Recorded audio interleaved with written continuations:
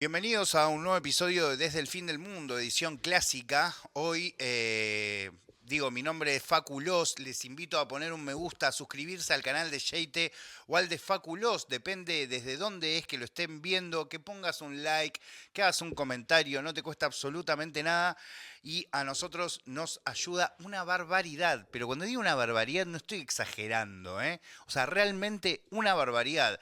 Lo que a vos te lleva a hacer clic a nosotros nos da más visibilidad, más alcance, más interacción. YouTube dice, "Ja, ja, ja, esta gente está viva, está vivita y coleando". Bueno, como les dije, mi nombre es Faculos y este espacio se llama Desde el Fin del Mundo por el disco que estábamos escuchando, que es el disco de Mauro Ezequiel Lombardo, de Duki, y hoy particularmente está cumpliendo años. La verdad es que no pensaba hacer lo que voy a intentar hacer un poco a modo de freestyle en el día de la fecha, pero hace unos días me llegó un mensaje de alguien vinculado a este medio. Me dijo, te va a tocar hacer el programa un 24 de junio. Y yo dije, me está llamando la Ducoseñal. Bueno, yo si entras a mi Instagram, que es @faculos, vas a ver que una de las descripciones que tengo, que realmente parece una pavada y un poco lo es ducólogo. Y el motivo por el que me puse eso es porque yo siendo periodista y un poco más grande de una generación, Duco cumplió hoy 30 años, yo tengo 42, si no me equivoco, ya no me acuerdo cuántos años tengo aproximadamente, pero soy de otra generación, había visto muchos raperos y raperas antes que él, y la verdad que en el momento que lo descubrí, sea como fanático, como seguidor, como amante de la música y sobre todo como periodista, no había muchas personas que lo hubiesen descubierto y que estuviesen hablando de él activamente ni en redes sociales y mucho menos en medios tradicionales de comunicación, que es lo que yo hacía en ese momento cuando nadie lo hacía, y no lo digo de ningún modo para decir, uy, yo esto lo hice, simplemente para hacer una descripción cronológica del motivo que me llevó a ponerme educólogo. Eso, cuando yo lo conocía a Duco, primero fue un rumor, literalmente me contaban que en el quinto escalón, que era una competencia a la que yo ya iba porque imagínate yo en ese momento tenía, no me acuerdo, 37, 38 años, había vivido prácticamente todas las etapas del hip hop en Argentina, o prácticamente todas, porque si bien tengo 42, empecé a escuchar rap a fines de los 90, mi primer recital fue Cypress Hill en Obras Sanitarias, la segunda vez que vinieron en 1998. Y a partir de ahí me pasaron mil cosas. Conocí a los chicos de Coxmox, conocí al Sindicato Argentino de Hip Hop, conocí a Georama, conocí a Ilia Curiaquian de Valderrama un poquito antes. Conocí a Actitud María Marta, conocí a miles y miles de bandas que pasaban acá, Iluminate, a Sandoval, a Mustafa, a casi todas las etapas, a Craneando Actividad. Viví las etapas, literalmente cuando digo viví, viví in situ, fui contemporáneo del crecimiento y del desarrollo de casi todas estas bandas, en algunas porque me gustaban, en otras porque lo veía de afuera, pero siempre desde el mundo del hip hop, porque yo me consideraba un fanático y un rapero porque estaba siempre vinculado a ese mundo. Un mundo en el que les comparto también para que entiendan un poco lo longevo que soy. En ese momento ser fanático de rap era raro. O sea, los raperos te miraban como que vos eras una especie de...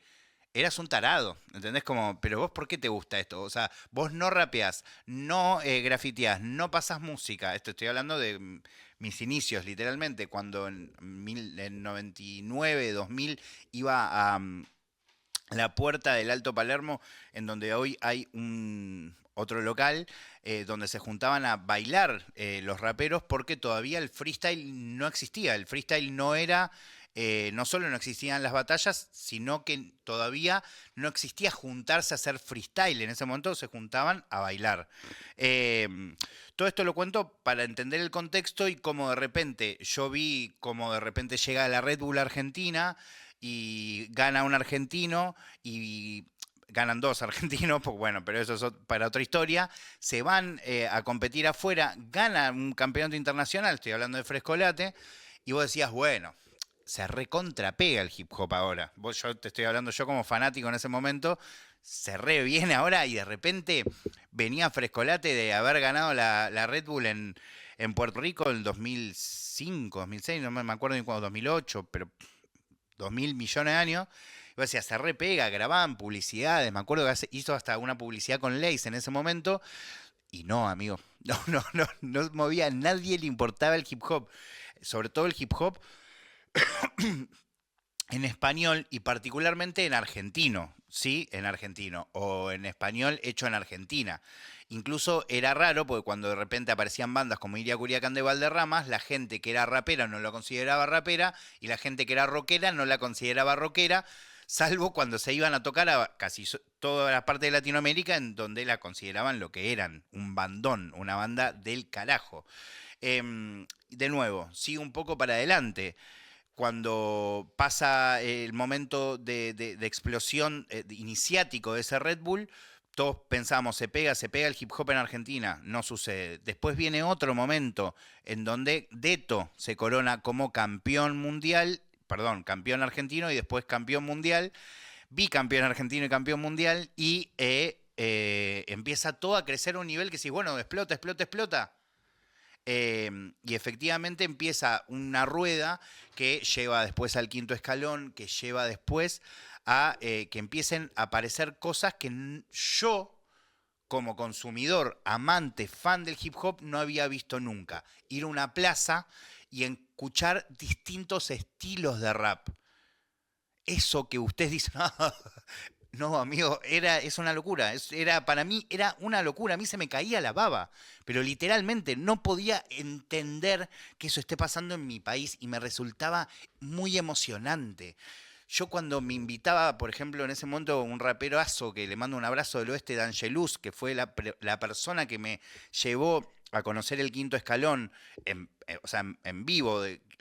Si no hubiese sido por él, nunca hubiese ido al quinto en persona, pues siempre lo veía en principio por video y veía también los programas.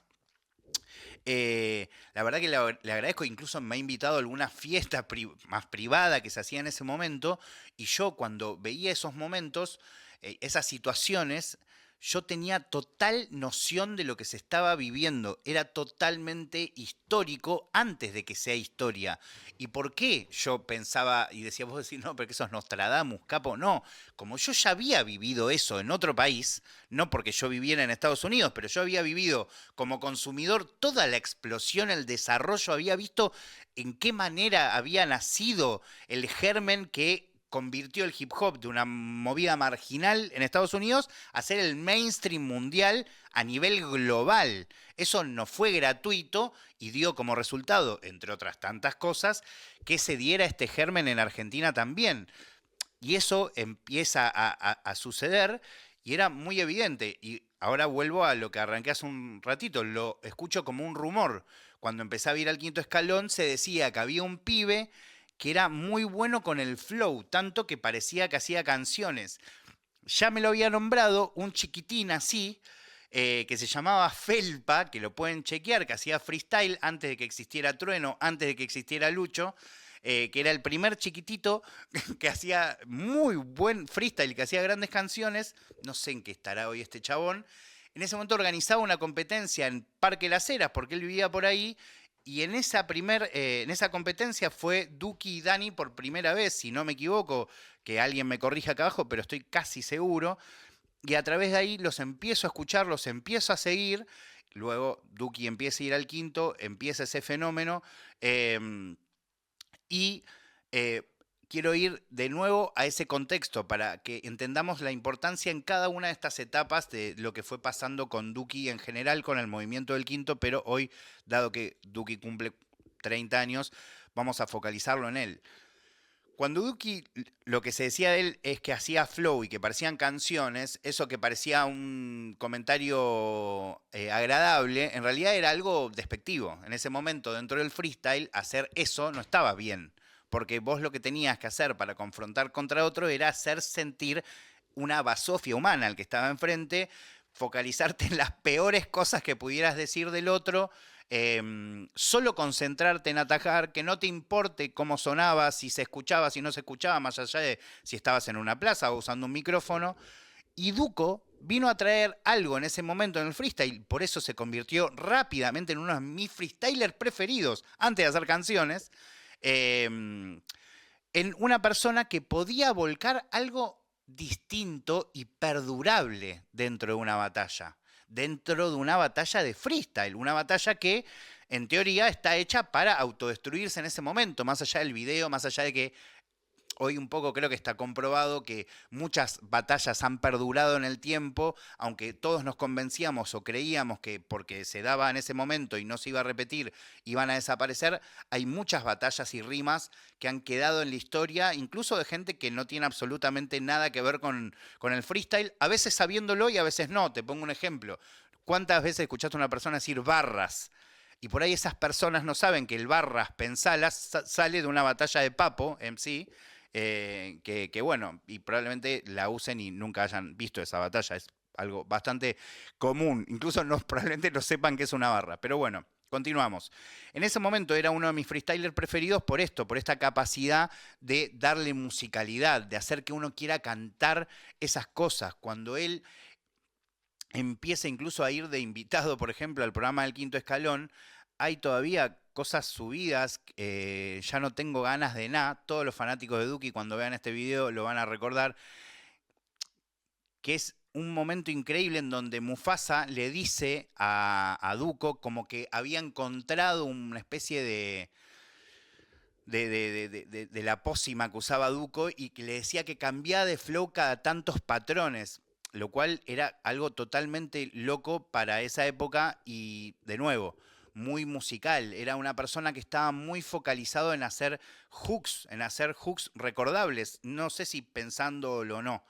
En caso de que no lo conozcan, Duco gana el Quinto Escalón exclusivamente con un objetivo, algo que también está por fuera de la lógica. Muchas de esas personas, el objetivo de ir ahí era ganar esa competencia. Duki no. Duki usaba esa competencia porque quería el premio que daba esa competencia, que era grabar una canción en un estudio, que era Castillo Records. Eh, Esto también es muy distintivo, porque efectivamente lo utilizaba como un trampolín, literalmente para un objetivo más grande. Gana esa competencia y graba Novendo Trap. Graba Novendo Trap, que de nuevo, hoy es el comienzo de una historia mainstream, pero en ese momento no era así. Todo esto lo voy a hacer como si yo le estuviera respondiendo a alguien que está enojado conmigo diciéndome que Duque es un pelotudo. ¿Por qué? Porque en este tiempo, como Duque se ha convertido en alguien muy mainstream y ha hecho cosas buenas, malas, más o menos, como hay un montón de gente que habla de Duco, hay un montón de gente que para mí, interpreta la popularidad, interpreta la masividad, pero no entiende el fenómeno, no entiende qué sucedió y todo lo ve con el diario del lunes. Todo lo ve como algo que empezó siendo popular y masivo, que fue gigante de un segundo a otro, pero cuando vos te pones a escuchar la segunda canción de Duki, que es Todo Violeta, en esa canción le agradece a un amigo porque le prestó 10.000 pesos. Entonces vos decís, pero pará, entonces no estaban todos ya llenos de dólares en la primera canción. No, era todo una apuesta de un chabón totalmente loco que era un niño, por otro lado, un adolescente, que tenía un objetivo que tampoco estaba tan claro, porque él quería hacer música. En ese momento había un nivel de instalación del trap en un pequeño grupo selecto de humanos en Argentina, como puede ser Easy, Neopistea, Obi, muy poca gente alrededor, Tangelus, que escuchaban lo que estaba pasando conmigo en Estados Unidos, que estaban escuchando a Lito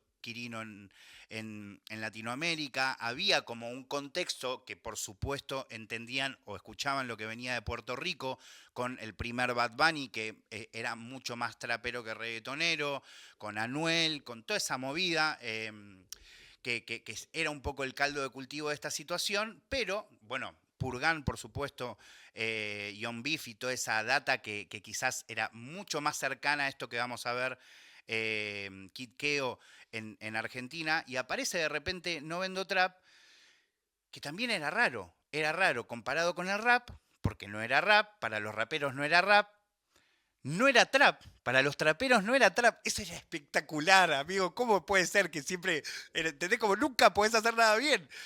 Amigo, yo me acuerdo de estar discutiendo con Kid Keo en persona porque el chabón le indignaba que Duki decía que no vendo trap en la canción, ¿entendés? Y él hacía trap. Y él le indignaba, pues se lo tomaba literal. ¿Entendés? Pero chicos, no lo estoy mintiendo, ¿eh? Estoy contando una historia real. Es un POV de quien les habla, by Faculos. Y yo le decía, pero no, hermano, dice no vendo trap, porque él lo que quiere decir es que él no te puede vender una historia, una vida que en ese momento no tenía. No te podía decir que estaba dentro de una trap house moviendo chicas y droga y dinero, porque no lo era. Era un pibe que vivía en Paternal, que acaba de ganar el quinto escalón, que amaba el trap, que amaba el hip hop y que quería hacer una canción. Entonces, lejos de ser una persona que estaba haciendo dinero, porque eso era lo que interpretaban, y esto también pasó en Argentina, hoy parece una locura, pero todo esto sucedió. En ese momento lo que interpretaban es que el chabón estaba diciendo, yo no soy trap, pero hago dinero con el trap. No, estaba haciendo trap diciendo, yo quiero hacer este género, pero a la vez yo soy genuino, no muestro una persona que no soy. Es muy loco. Em, Poco a poco empieza a crecer este fenómeno, previo todavía a Modo Diablo, y empiezan de nuevo cositas que a veces nos olvidamos, o se olvidan, o se pierden en la historia, que empieza a hacer Duki en el desarrollo de su carrera, que no son tradicionales. Él, en esta canción que les digo, No Vendo Trap, pasa algo muy distintivo para la escena. Es el primer hit de hip hop de la historia.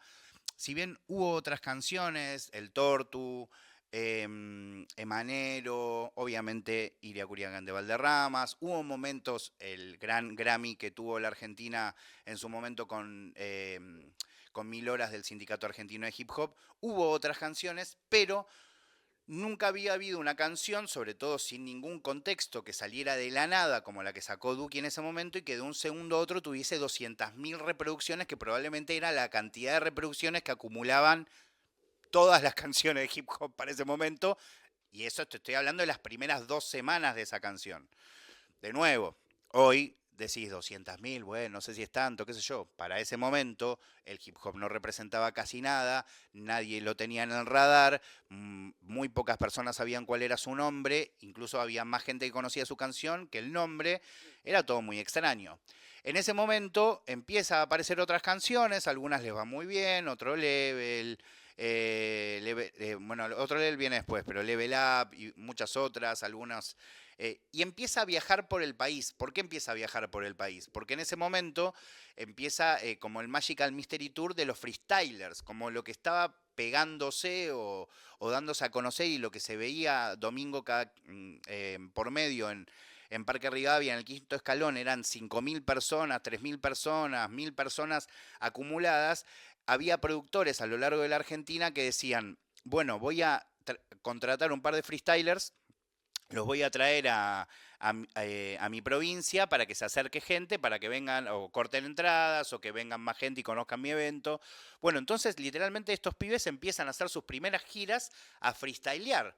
Ahora, ¿qué hace Duco en esas giras? Los demás iban, freestyleaban, se detonaban, se divertían, etcétera, volvían. En el caso de Duco empieza a viajar por todas las provincias y empieza a grabar canciones en cada uno de esos lugares.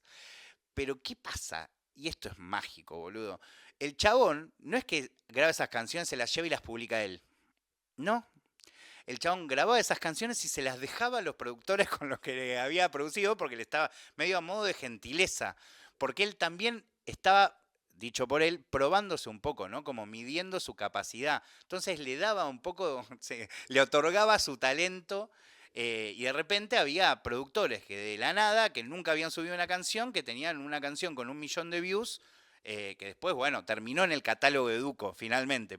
Y esto lo empezó a hacer por varias provincias. Es como que iba como una persona, y esto también lo cuento porque hay como una idea de que el fenómeno de trap un poco promueve el individualismo, promueve la cuestión de la superficialidad, solo la cuestión de mostrar las cosas que se consiguen cuando, según mi interpretación, probablemente mala, es todo fruto de una comunidad. No solo es fruto de una comunidad, sino que profundizó ese sentido de comunidad y lo sigue profundizando. Y casi todo lo que hizo, particularmente Duki, con su visibilidad, con su talento, es repartirla, incluir más personas en la película. Hoy hay muchas personas de la historia de la música, no solo como cantantes, sino como filmmakers, como productores, como managers, como eh, periodistas, como creadores de contenido que existen en este mundo,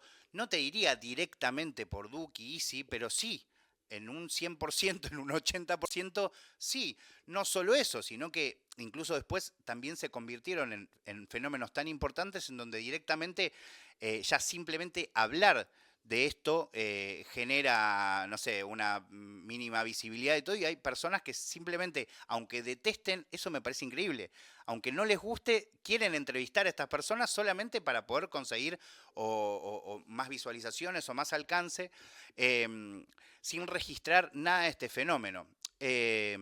Bueno, todo esto que les estoy contando es solo el momento iniciático de la carrera y todo esto que les estoy contando, que pasa más o menos un transcurso de un año, o sea, es mucho lo que pasa en muy poco tiempo, era de un proyecto que no era rentable. Y cuando digo que no era rentable, es que literalmente no era rentable. Duki en ese momento no tenía para comer, se pelea con su familia, se va, aparece la Mansion, luego aparece Modo Diablo. Ellos, junto con Easy, empiezan a hacer una gira de 50 shows a lo largo del país para intentar instalarse. De esa gira terminan con más deudas que con cosas para hacer.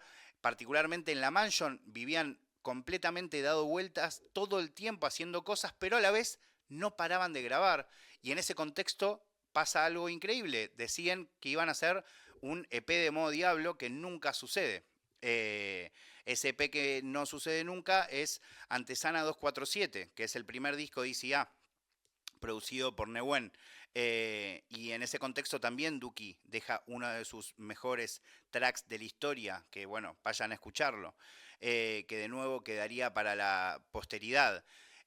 Cuando Duki empieza a hacer sus primeros shows y todos esos primeros shows de Modo Diablo, eran shows de Duki. A las personas que querían esos dueños de recitales o de boliches, sobre todo eran boliches en ese momento, eran llevarlo a Duki porque era el único que tenía conocimiento en ese momento. Y él, un poco porque tampoco se animaba todavía a hacerse cargo de quién era, porque no se animaba a poder hacer esos shows en público, también un poco termina armando primero la dupla que hacía con Lucho, que lo acompañaba en algunos recitales, y luego Modo Diablo, porque un poco también lo bancaban, eran como su segunda, de nuevo.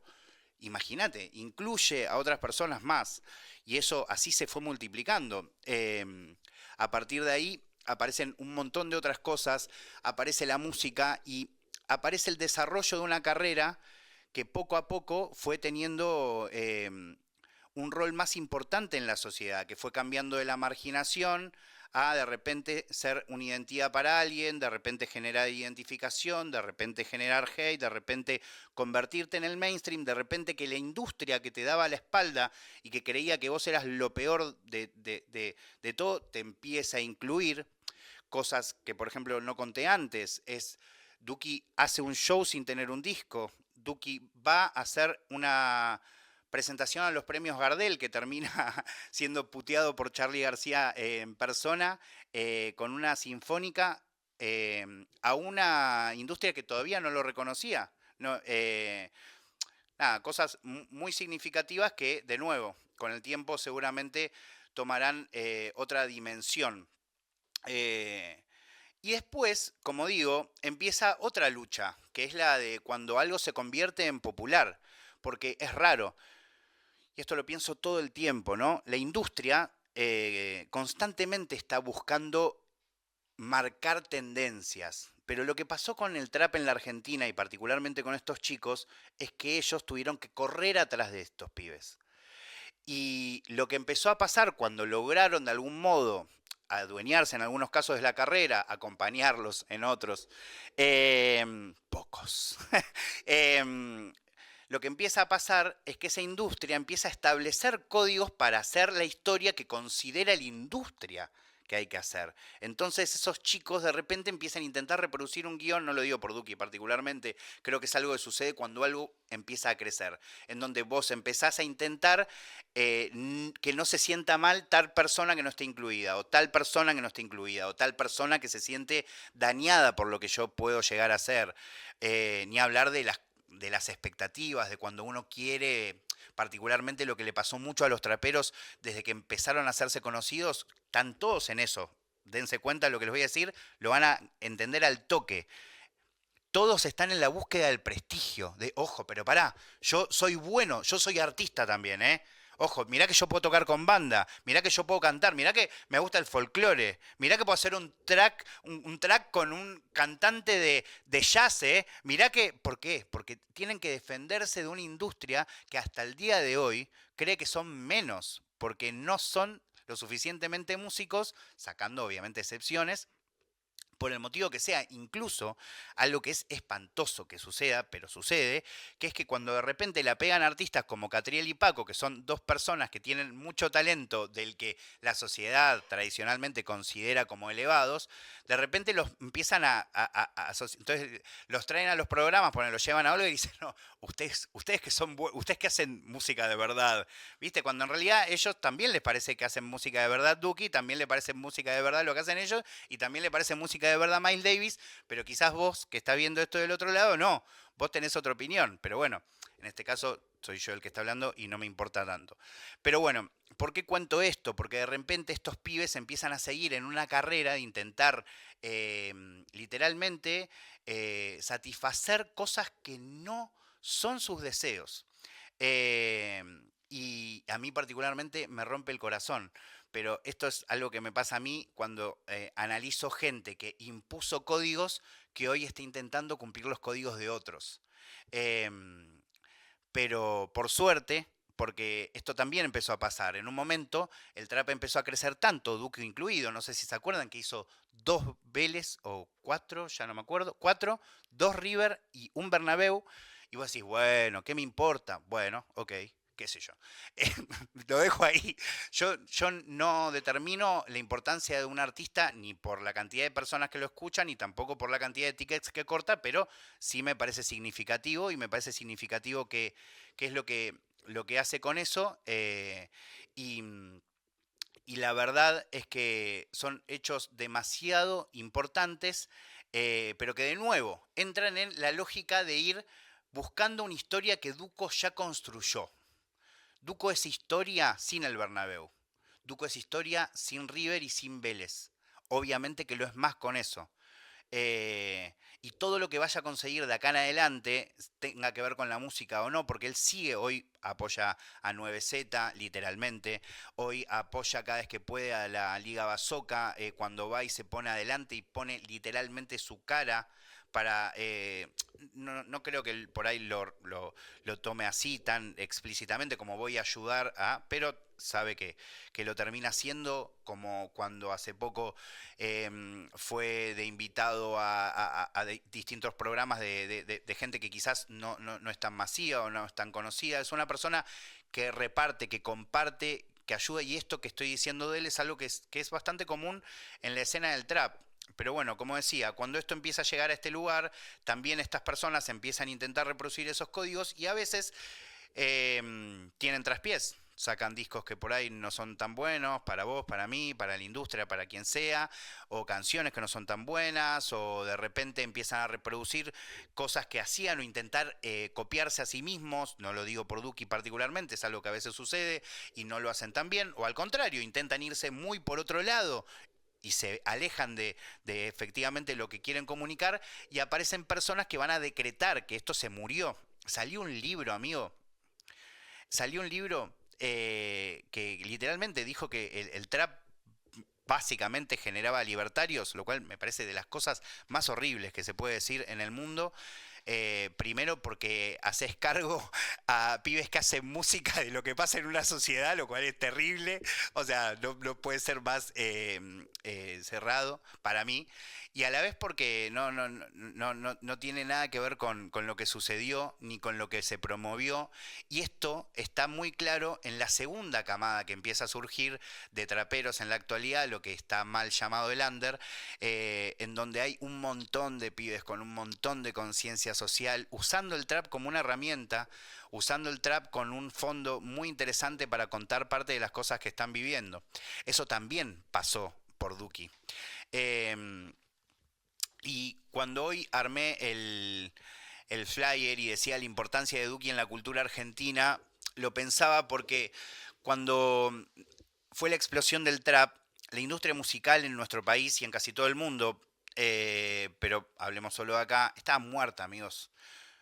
Por ahí no se acuerdan, pero no se vendía nada, no existían casi los venues, no se vendían muchos tickets, no había grandes artistas mainstream, los últimos artistas que habían aparecido duraban 5 minutos y también por eso es que están intentando decretar el muerte de esta que todavía deben creer que es una moda y no que es una cultura. Y lo que efectivamente pasó es que terminó ayudando a todos, desde el primero hasta el último, a los que lo bancan, a los que no lo bancan, a los que le hablan a favor, a los que hablan en contra, porque creó una narrativa, la narrativa más importante. Hoy el hip hop es algo mainstream. Es algo mainstream y cuando hay algo mainstream puede haber algo under. Y puede haber algo en el medio. Y puede haber algo que discuta. Y puede haber algo que confronte. Y puede haber algo que muestre la línea alternativa. Bueno, y que eso suceda es para mí emocionante, es para festejar. Y por último, para ir cerrando y no nos vayamos demasiado de horario, para que todos nos vayamos temprano a nuestras casas. Eh, Quiero hablar de todo lo que Duco no es y podría haber sido, ¿no? Porque la verdad es que siendo el artista que se convirtió en, no sé, hace un día se anunció, por ejemplo, que una empresa vinculada a una productora con la que él trabaja compró, no sé, una concesión por muchos años de la rural. La plata que pone esa empresa, no te estoy diciendo que lo genera Duki, pero al menos una partecita, como para que entiendan el valor, vayan a buscar de qué estoy hablando y van a encontrar la noticia. Pasó hoy, creo. Y esto lo pongo para graficar algo en un valor económico, efectivamente. Y si pienso en otro ejemplo, algo que pasó hace un tiempo también, por ejemplo, no sé si se acuerdan cuando Duco fue al stream de Cocker y dijo así como, hoy les traigo un perfumito y se los regalo a usted, como que le regala un Naxos de Serhoff, un perfume hiper caro de nicho, y se lo da a probar a Cocker y se lo regala, no sé qué hicieron con ese perfume, calculo se haber quedado Cocker, supongo. Ese perfume se convirtió en un hito, una fama latinoamericana absolutamente y exclusivamente por ese video que se viralizó de Duki. No solo eso, sino que después salió un dupe de ese perfume que se llama Ryan de Italia y se agotó en su primer tirada en Argentina, un perfume totalmente desconocido solamente por este motivo. De nuevo, solo para intentar graficar en números las cosas que a veces pasan y a dónde afecta, hasta dónde llega esta cultura que nosotros creemos a veces que es así chiquitita y que a veces involucra un montón de cosas y tracciona un montón de cosas. Pero ¿por qué pongo estos ejemplos? Porque Duco podría vivir, como a veces dice Martín Sirio, que dice que vive en Miami, Duki no vive en Miami. Duki podía vivir adentro de una nave totalmente aislado de todos nosotros, tener un auto super mega millonario, vivir con 700 cadenas, aislado de todo el mundo. Duco como Messi, como muchas personas que llegan a este nivel, pero hoy también es el cumple de Messi. Messi, te amo, pero justo estoy hablando de Duco. Em, y podría haberse convertido en un reggaetonero, podría haberse comido el personaje, podría haber agarrado lo mejor, lo que mejor funcionaba y reproducirlo hasta el cansancio, podría haber seguido la lógica siempre, respondiendo a lo que quisiera, literalmente, no importaba qué, y hubiese obtenido mucho más dinero, visibilidad y quizás hasta Grammys que los que tiene hasta el día de la fecha. Hoy veía y escuchaba un freestyle histórico de él, no me acuerdo, creo que no era en el quinto, en donde dice, cuando tenga 30, ¿dónde voy a estar? Jugando, no, llegando a los Grammy, jugando como un All-Star. Bueno, a veces cuesta que las industrias, porque realmente no importa lo que avalen las industrias, porque la industria solo avala lo que les interesa y lo que le pueden sacar provecho, no te da eso, y a veces la sociedad, cuando te convertís en algo tan importante y tan popular, tampoco te da ese lugar, tampoco entiende que tenés el lugar, no solo entiende lo que significás, tampoco entiende lo que significás para otros, tampoco entiende exactamente qué lugar ocupaste en la vida de por ahí la persona a la que le tocaste o le cambiaste la existencia. Pero efectivamente para mí, sin dudas, y probablemente para mucha gente que esté viendo esto, realmente este pibe nos cambió la vida. ¿Me estoy escuchando? Sí. Este pibe nos cambió la vida y cambió la vida de la música, cambió la vida del hip hop. La primera vez que escribí en un posteo de Duki, lo comparé con Bowie, porque está totalmente fumado. Y lo hacía porque me lo imaginaba como una persona cambiante, ¿no? Eh, y con muchas sobrevidas. Yo no tengo idea muy bien qué será de la vida de Duki, pero yo sí le puedo asegurar que lo que hizo ese pibe por la cultura de nuestro país es completamente